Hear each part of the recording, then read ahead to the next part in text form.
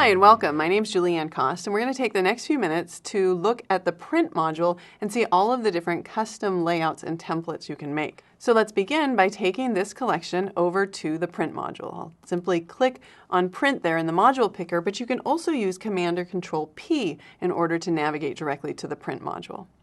Now the first thing you want to do in the print module is you want to set up your page setup and your print settings. Now on the Mac there's two buttons, on Windows there's only one button, but you have access to all of the same settings.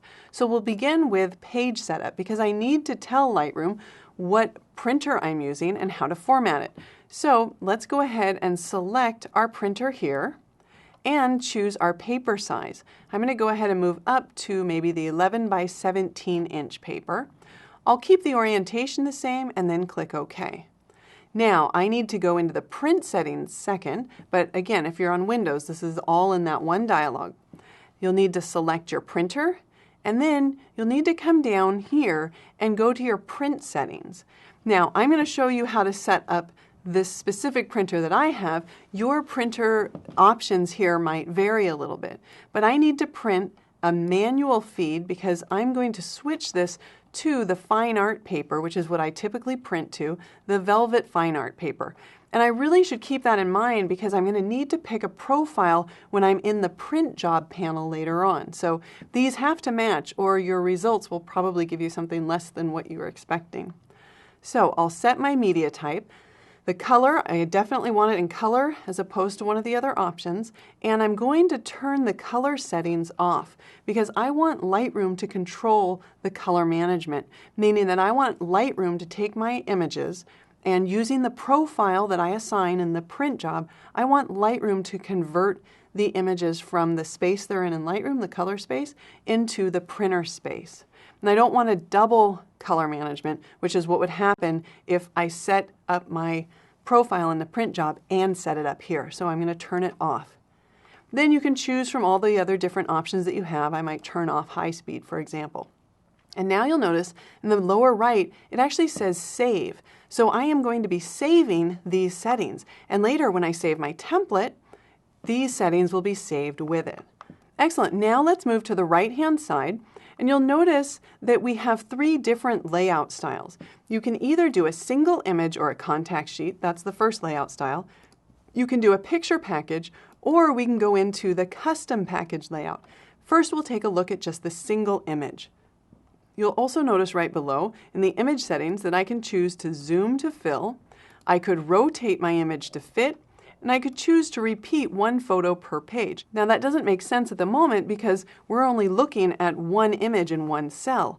But if we look in the layout area and I were to increase the page grid, for example, now you can see how we're repeating the one image per page. If I turn that off, now you can see because I have multiple images selected in my film strip that Lightroom is going to automatically place one image per cell. Before I close the image settings area, you should also know that if you wanted to add a stroke around each one of your images, you can do so and you can change the color here. And in fact, if I add a little bit of cell spacing, we can kind of see that a little bit more clearly. All right, for now, I'm going to go ahead and turn all of these options off in image settings, and let's close that panel for a moment. In fact, I'm going to right mouse click and set this to solo mode so that I'm only looking at one panel at a time. All right. In the layout panel, since I really only want one image at this point in time, I'm going to decrease the rows and columns, and it would be really helpful if I could actually see the guides that define this area. So let's go to our guides panel and we'll show the guides. Now we'll go back to layout and hopefully all these things like margins and cell sizes will make a little bit more sense. We can see that this outer area here, these are the margins. So I'm going to turn those off, or at least decrease them by moving all of the margins to the far left. Now you can see the four lines that are left here, those are the cell size, and I can increase that cell size if I want to, and it would make more sense right now, I think, just because of the orientation of this paper. If I wanted to print this image larger, I should return back to the image settings and tell it to rotate to fit. Of course, if I was trying to print this image with a lot of white space around it, then I might want to turn that off. but for now, let's leave it on. All right, let's return back to layout because I think we kind of mastered just the one image per page. But let's see what happens if we want to add multiple rows or multiple columns. So here I would just enter in the numbers or simply move over the sliders. So this is a great way, for example, if you wanted to print a contact sheet. Some people like the images to rotate. You can see that the horizontal ones and the vertical ones are rotating depending on their orientation. If you didn't like that, you could click on this Keep Square option, in which case all the horizontals would remain horizontals and the verticals would remain verticals. It might just be a little bit easier to see the images this way. All right, let's click off our guides for a minute so that we can see that. See how there's no cell spacing in between them. So I might go back to layout and just simply add a wee bit of cell spacing so that we can really see the difference from one image to the next. Okay, so that's how you would lay out a contact sheet. Of course, you can add additional things underneath each one of your images if you go down to the page area. For example, you might want to show some photo info underneath each image. For example, you might want to see the name of the image or something else that Lightroom can gather from the metadata of that file. So if we want to show all the information, we can change the font size if you want to. That's kind of a lot of information to show per image, but I think you get the idea. We also have the option for page options here. We can show page numbers and page info, which is quite helpful. This tells you what the sharpening was set to, what your profile is set to, and also what printer you used when you printed this. And we can show crop marks if you know that you're going to cut the images and crop them yourself. We can turn that off for now, and let's go back up to our layout and just not have quite as many rows or columns so we can see a few more of our images a little bit larger, maybe a 2x3 grid there. Excellent. Let's go back to layout style for a moment and switch over to picture package. Picture package is a little different in that it will always give you multiple copies of the same image on the page. But you can come down to the cell area and you can add additional cells. So we can click on any of these buttons in order to add more images, or we can use the drop-down menu and select a different size, or we can create edit and then enter in our own custom size. And you notice that the last time I clicked that, because there wasn't enough space on this piece of paper, Lightroom automatically added a secondary piece of paper, and it would continue to do that. And if it's too much, then obviously you could just click on the little X and it would get rid of that. But that's how you would set up your picture package. And of course you can move these around to redistribute them if you think that you can distribute them better than maybe Lightroom did in the automated way that you added them, so that you can add additional copies of the same image on a single sheet of paper. So this should really help not waste any paper. All right, the last layout style is the custom package, and it also allows you to add different size cells. But the great thing here is that you can add cells that, for one thing, they overlap, and then all you have to do in order to add an image is select the image from the film strip and drag it into the cell. So here I can select a different image and drag it into that cell. And you'll notice that I can reposition the cells. I can also make the cells larger or smaller. I could lock the photo aspect ratio to the cell. So if I click on that, then you'll notice that the cell changed size so that it would meet the aspect ratio of the image. But again, I can make that larger or smaller. I might want to pull that down and bring this up. And if I wanted to, I could send this to the back. So depending on which image I want to have overlapping the other image, we can just right mouse click, send it back, send backwards or front. You can rotate the cell, you can delete the cell, all sorts of options here in the custom layout. Now, I'm not going to walk through every scenario here. I'm going to show you some custom templates in a minute, but first, let's make sure that we got through all of the different options here on the right side, including some additional options in the page panel. So you can see that you can set your background color here, and I could click on this and we could choose white, for example, if we were going to an inkjet printer, because we might not want to waste all of that black ink. You can click anywhere in this color area. You can drag outside and sample a color from your photograph. You can use the little elevator bar right here to get more saturation and pick a color that way. So it's up to you what color you want your background. For now, we'll turn that off. You can add an identity plate no matter which one of these layout styles you're using. So you can grab either some text and use just the text identity plate, or you can use a graphical identity plate like we did back in the slideshow. All I would need to do is locate the file, and in this case I will navigate to my demo files and we'll look at maybe an identity plate, or a watermark would work just fine too. And I'll select this white watermark and then click Choose. I'll go ahead and click OK, and then we can see that I have a watermark here that I can overlap anywhere on my images. I can also size that and make it larger. What would probably be a better example here is if I'd used maybe the logo for my studio, because we do also have the option to add a watermark. But again, just like in the slideshow module, this watermark is going to overlay on top of each one of my images. And again, I can use something that is a graphical watermark, or we can go in here and just type something in. So we could use our text option here, and then down here you might write something like proof, right? And we can select that, and we can add maybe something that has a little bit thicker of a font, something like impact maybe. And then we can tell it where exactly we want that to appear on top of our image and what opacity we want to set that to. So we might want to bring down the opacity but anchor it right in the center of our image. And maybe we need to make that a little bit larger.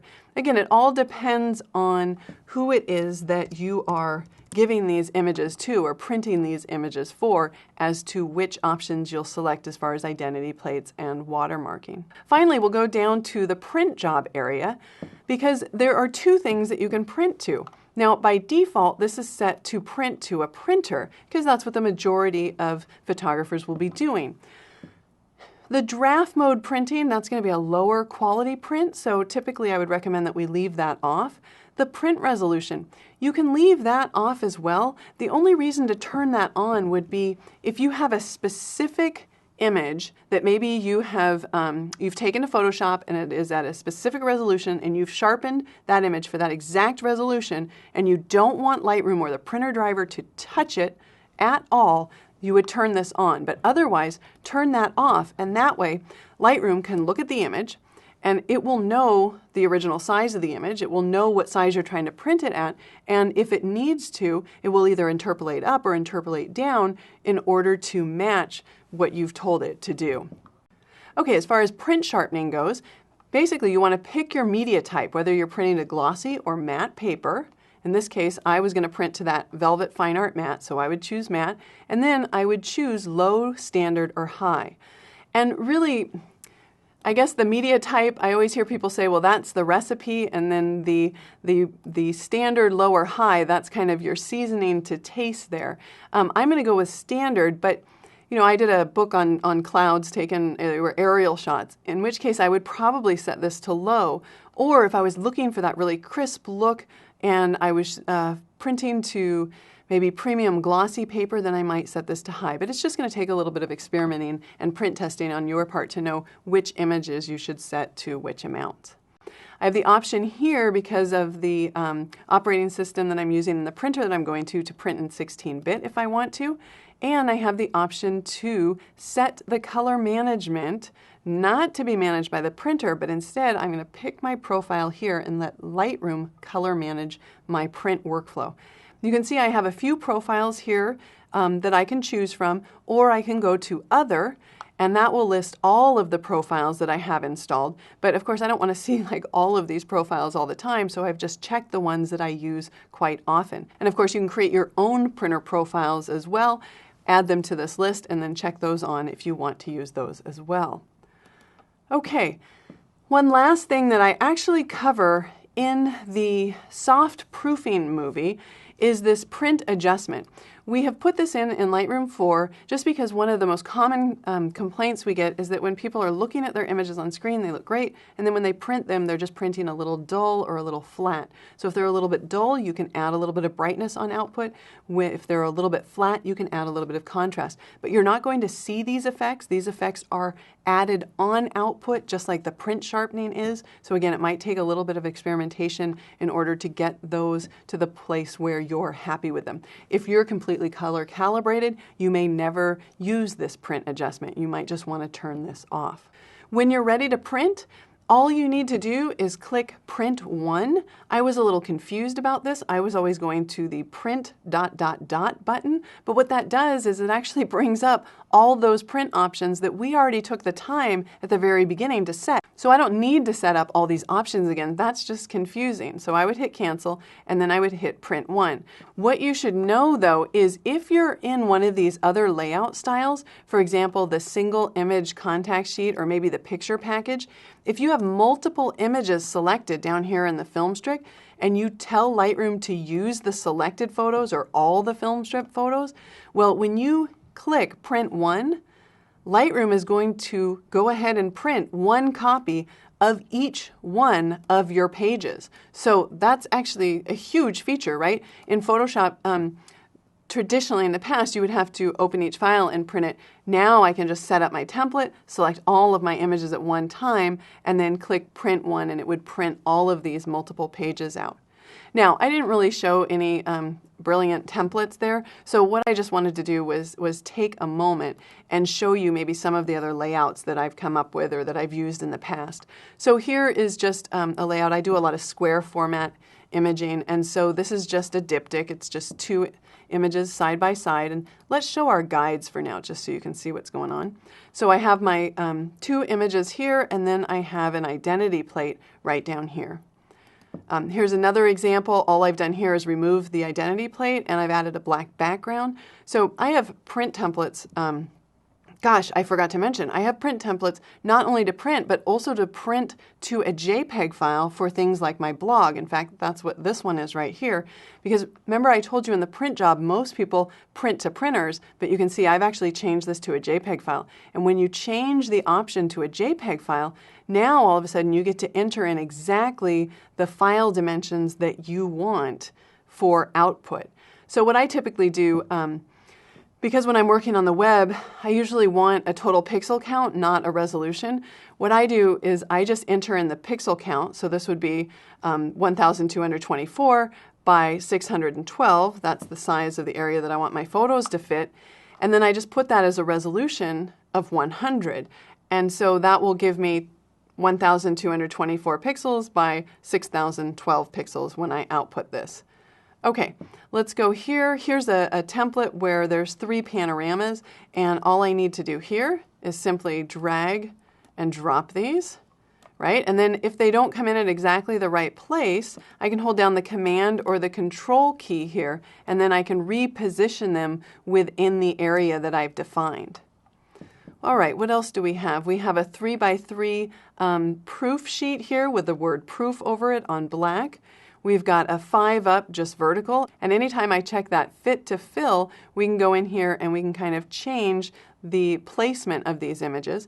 Of course, I can also change which images show up there, and I can change the order in which they show up by clicking and dragging down here in my collection if I want a different order for my images to appear.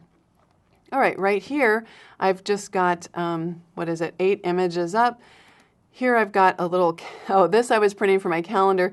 This is multiple copies of the same image, and I was cutting them small. It was a terrible project that I finally bailed on. This is a card. So this is a custom template where I can, again, just drag and drop on one side. So the fold would come right down the middle, and I'm using the identity plate so that after I fold it, I'll have my logo on the back of it. We've got a full sheet template. So here, the option here underneath the page area, this identity plate, what I have is my identity plate. This graphic is the same size as the image that I'm printing. And so I made this in Photoshop. It's just got this little stroke around here. It's got the text on it, and it's got this graphic here. This is one giant image that I made in Photoshop, and then I just set that as my identity plate and told Lightroom to render my identity plate behind the images so that I could go ahead and just drag and drop the images in these squares, and that way you can include like custom branding for your studio while you're printing out of Lightroom. And then finally, here's just one more example of, kind of this drag and drop where you can just use this layout style that's really customizable in order to lay out your images any way that you want. And of course, this red back here, that red is just the guides that are showing, so we can turn that off, and that's what it would look like instead. And you can see there's a little stroke around those. When you do finalize on a project, if you want to save this project, then what you need to do is you need to create a saved print. That's different from saving a template, right? A template you can use with another collection of images, any collection of images, right? Maybe you go to Italy and you grab that collection, you bring it into the print module, and then you can use the same template for those images. But when you create a saved print, you're marrying this collection of images with this print layout. So let's go ahead and do that. And I will call this Ireland print. I want to save this inside my Ireland collection set. We'll click Create. And now you can see down in my collections, I have a new kind of collection, which is a print collection, which contains the 4 images, because I told it to when I created the collection, it contains the 4 images that I have in this specific layout. So that means tomorrow or next week or next month, after I've been working with a bunch of different images, if I wanted to print those images again, all I'd need to do is click on the right arrow next to that print collection, and it would take me directly to the print module. I could click print, and I would get the exact same results using those exact same images. Well, that was a quick look at many of the features in Lightroom 4's print module. My name's Julianne Kost. Thanks for watching.